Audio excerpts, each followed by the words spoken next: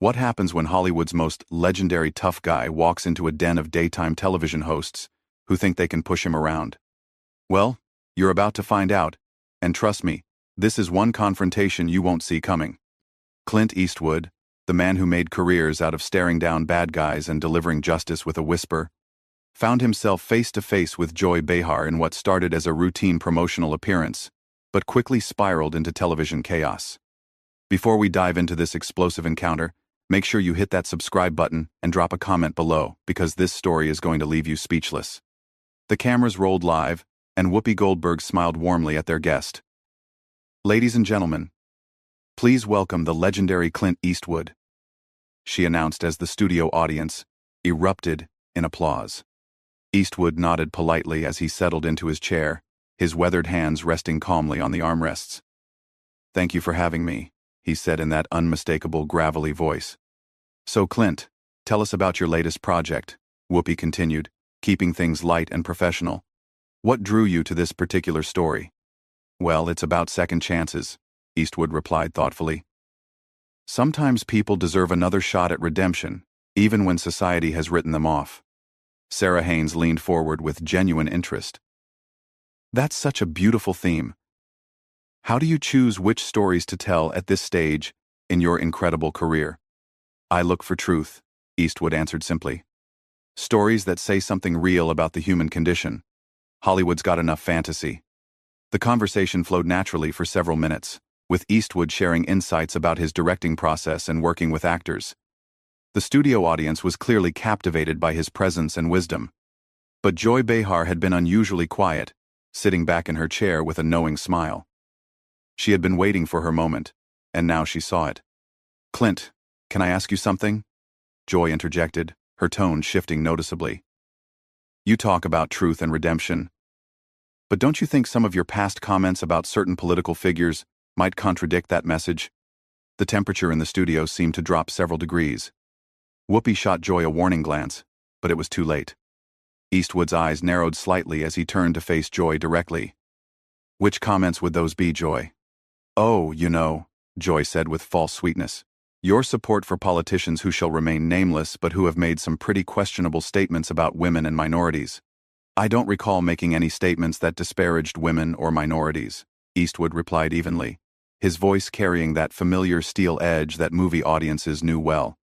"But by association," Joy pressed on, clearly enjoying herself, "don't you think your political endorsements send a message?" The other hosts exchanged uncomfortable glances. This wasn't the direction anyone had planned for the interview to go. Eastwood leaned back in his chair and fixed Joy with a stare that could have frozen water. "Young lady, I've been in this business since before you were born. I've worked with people of every background, every political persuasion, and I judge them by their character, not their party affiliation." "Young lady?" Joy's voice rose an octave. "Excuse me, but I think I have every right to ask tough questions of my guests. And I have every right not to answer gotcha questions from someone who's more interested in creating controversy than having a conversation." Eastwood shot back, his calm demeanor never wavering despite the edge in his voice. Joy's face flushed red. "Gotcha questions? I'm asking about your public statements, Clint. That's called journalism. Is that what we're calling it now?" Eastwood replied with a slight chuckle that somehow made the insult even more cutting. "In my day, journalism involved research and facts, not fishing expeditions." Whoopi tried to intervene. "Let's maybe get back to talking about your film, Clint." But Joy wasn't backing down. "No, I think this is important. You can't just come on television and expect softball questions when you've made controversial political statements." "Such as?" Eastwood's voice remained steady, but his eyes had that dangerous glint that anyone who'd watched his movies would recognize. "Well, there was that whole empty chair thing," Joy said smugly, referring to a political convention appearance from years earlier. "You mean when I used a creative metaphor to make a point about political accountability?" Eastwood replied. "Yeah, I remember that. What about it?" "Don't you think it was a little, unhinged?" Joy pressed, clearly thinking she had found her angle. The studio audience was dead silent now. Even the crew members had stopped moving, sensing that something significant was happening. Eastwood leaned forward slightly, his voice dropping to that whisper-quiet tone that was somehow more intimidating than shouting. "Joy, let me ask you something. How many films have you made?" "What does that have to do with anything?" Joy shot back defensively. "Just answer the question. How many films have you directed, produced, or starred in?" "That's not the point. I'm a television host and comedian." "Right. And how many Academy Awards have you won?" Joy's voice was getting higher. "Again, that's not relevant to this discussion." "How about this then?" Eastwood continued, his tone becoming more pointed. "How many careers have you launched? How many young actors have you given their first break? How many stories have you told that actually meant something to people?" "I entertain people every day on this show," Joy replied. But her confidence was clearly shaking. "Do you?" Eastwood asked with genuine curiosity. "Because, from where I'm sitting, it looks like you ambush guests and try to create controversy for ratings. Is that your idea of entertainment?" Sarah Haynes jumped in, trying to lighten the mood. "Clint, your films have entertained millions of people around the world. What's been the most rewarding part of your career?" But Eastwood wasn't ready to let Joy off the hook yet. "You know what, Sarah? I'll answer that. The most rewarding part has been working with professionals. People who understand that respect is earned, not demanded. People who don't hide behind a panel of co-hosts to take cheap shots at their guests." Joy's mouth fell open. "Cheap shots? I'm asking legitimate questions about your political views." "No," Eastwood corrected her. "You're trying to create a viral moment for your social media clips. There's a difference between asking about someone's views and trying to ambush them." "I'm not ambushing anyone," Joy protested. "I'm doing my job." "Your job is to interview guests about why they're here?" Eastwood replied calmly. "I came here to talk about a film I'm proud of, a story about redemption and second chances. You want to talk about politics and create drama." Whoopi made another attempt to steer the conversation. "The film does sound fascinating, Clint. Can you tell us about the main character?" "It's about a man who's made mistakes," Eastwood said, his eyes still locked on Joy, "but who's trying to do better. Sometimes the biggest obstacles aren't the ones in front of you, but the people who want to keep you defined by your past instead of letting you grow." The metaphor wasn't lost on anyone in the studio, least of all Joy, who was clearly getting more agitated by the minute. "That's a beautiful message," Sarah said, clearly trying to keep things on track. "Redemption is such a powerful theme in storytelling." But Joy wasn't about to let the moment pass. "Speaking of redemption, don't you think some people are beyond it? I mean, when someone consistently supports divisive politics, at what point do we stop giving them chances?" Eastwood's jaw tightened almost imperceptibly. "Are we talking about the character in my film? Or are you trying to make this personal again?" "I'm talking about accountability," Joy replied with false righteousness. "Public figures have a responsibility to their fans. Do they now?" Eastwood's voice carried that dangerous quiet that anyone familiar with his movies would recognize. "And what responsibility do television hosts have to their guests?" "To ask the tough questions that matter." Joy shot back immediately. "No," Eastwood said firmly. "To treat people with basic human decency, something you seem to have forgotten." The other hosts exchanged panicked glances. Whoopi was frantically trying to signal the producers. But Joy was too caught up in what she thought was her moment of triumph. "Human decency?" Joy laughed harshly. "That's rich coming from someone who's spent decades playing violent characters and glorifying gun culture." The studio audience gasped audibly. Even by the View's standards, this was crossing a line. Eastwood sat back in his chair and studied Joy for a long moment, as if seeing her clearly for the first time. "You know what your problem is, Joy?" "Enlighten me," she replied sarcastically. "You think being loud makes you right. You think being confrontational makes you brave. But all it really makes you is a bully hiding behind a microphone." "Excuse me?" Joy's voice reached a pitch that made everyone in the studio wince. "You heard me," Eastwood continued, his voice remaining steady and controlled. "You sit here day after day taking shots at people who can't fight back effectively because they're guests on your show. You think that makes you powerful, but it just makes you small. How dare you call me small?" Joy stood up from her chair, her face bright red with rage. "I've been doing this job for years. I've interviewed presidents, celebrities, world leaders. And how many of them left here feeling like they'd been treated with respect?" Eastwood asked pointedly. "How many walked away thinking that was a professional interview?" Joy was sputtering now. "I don't have to take this from you or anyone else." "You're absolutely right," Eastwood agreed calmly. "You don't have to take anything from me. Just like I don't have to sit here and let you turn what should have been a conversation about art into your personal political theater." Whoopi finally found her voice. "Clint, Joy, maybe we should all take a breath here." "No, Whoopi," Eastwood said, standing up slowly. "I think Joy and I understand each other perfectly now." Joy was practically vibrating with anger. "You can't just walk out of an interview because you don't like the questions." "Watch me," Eastwood replied with that iconic squint. "I came here as a courtesy to talk about something I care about. I didn't come here to be your punching bag for the day." "This is live television," Joy protested. "You can't just leave." "Can't I?" Eastwood asked, already reaching for his microphone. "See, that's another thing you don't understand, Joy. Real power isn't about cornering someone on live television. Real power is knowing when to walk away. If you leave now, you'll look like you can't handle tough questions," Joy said desperately, sensing her moment slipping away. Eastwood paused and looked directly into the main camera. "Folks watching at home, I came here to talk about a film that means something to me. Instead, I got ambushed by someone more interested in viral clips than actual conversation. That tells you everything you need to know about the state of television today." Then he turned back to Joy. "As for handling tough questions, lady, I've been handling tough questions since before you knew what a microphone was. The difference is they were usually asked by professionals." Joy's face was now purple with rage. "You arrogant has-been. You think you can just insult me on my own show?" The words hung in the air like a slap. The studio audience was completely silent.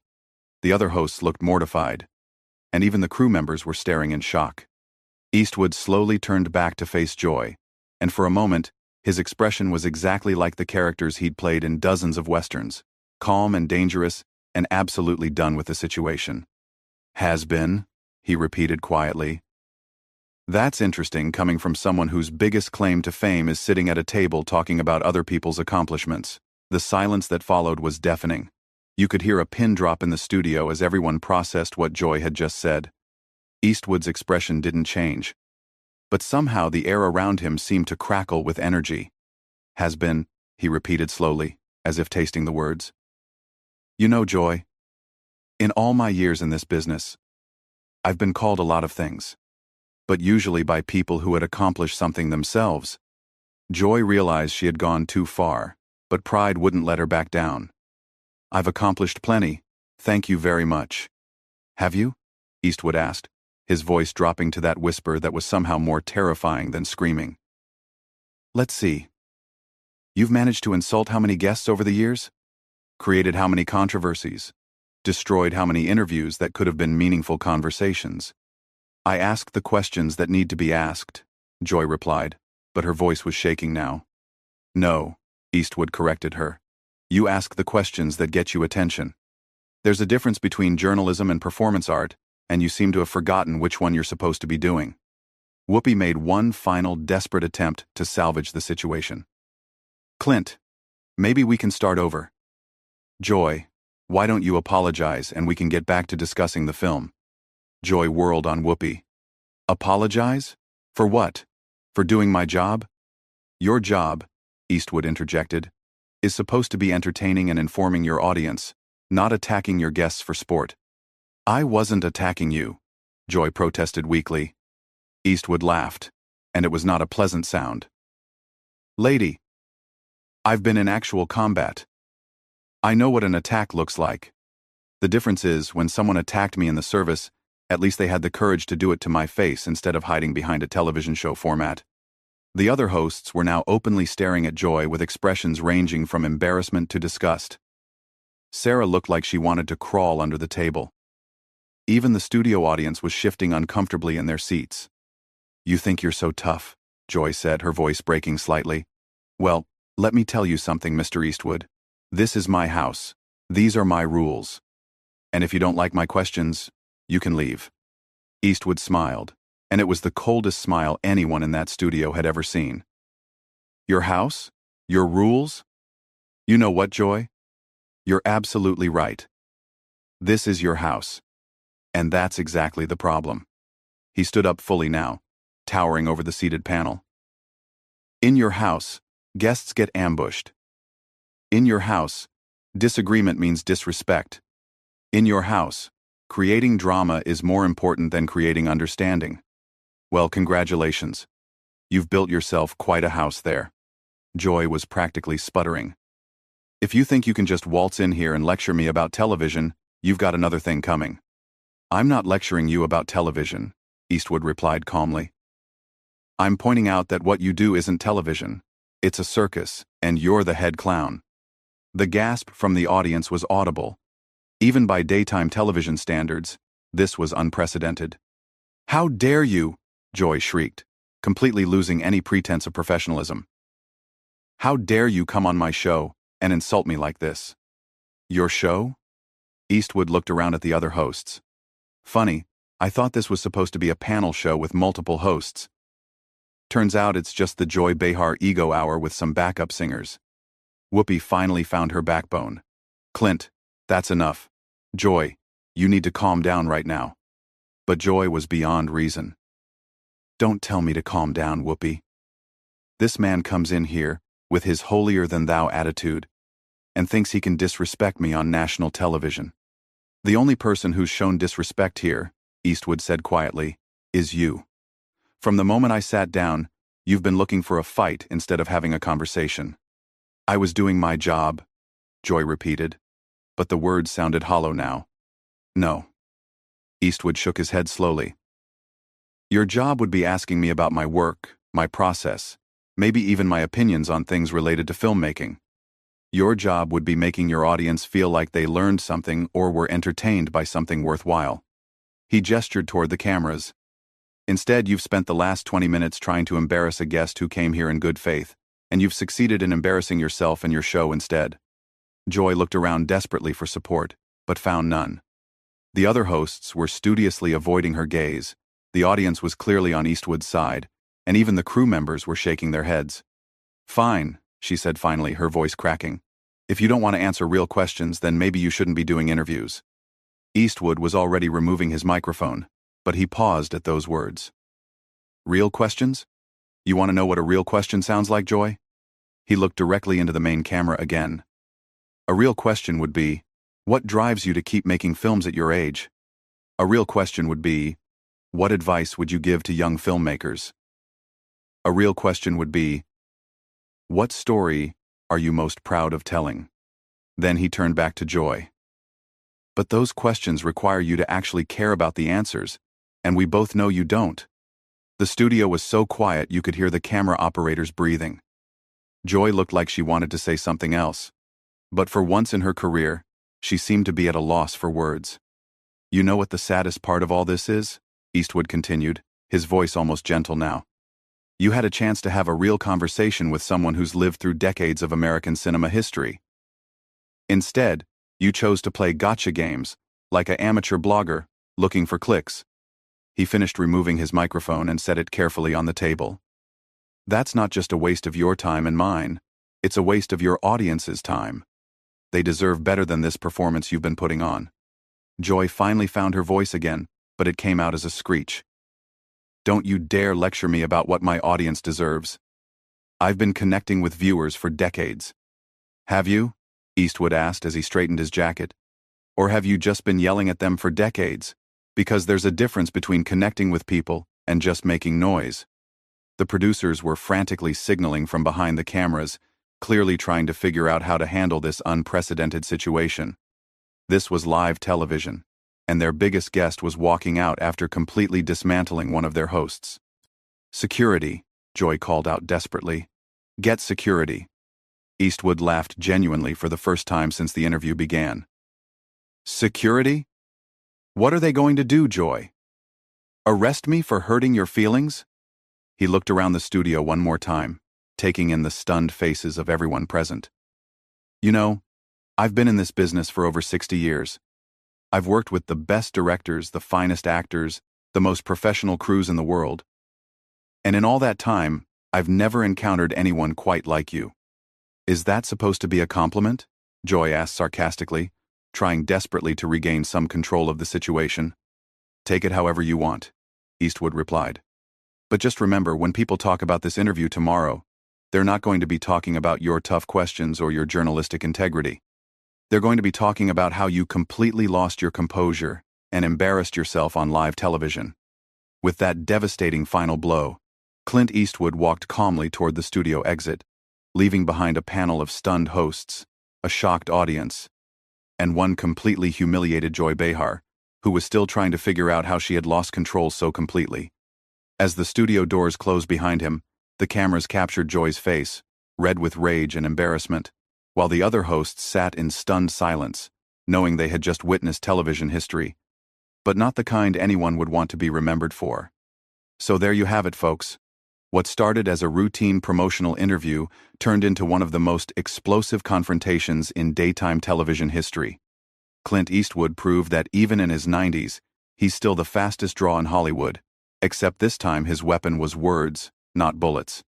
Make sure to subscribe for more incredible stories like this one, and let me know in the comments, do you think Joy Behar finally met her match?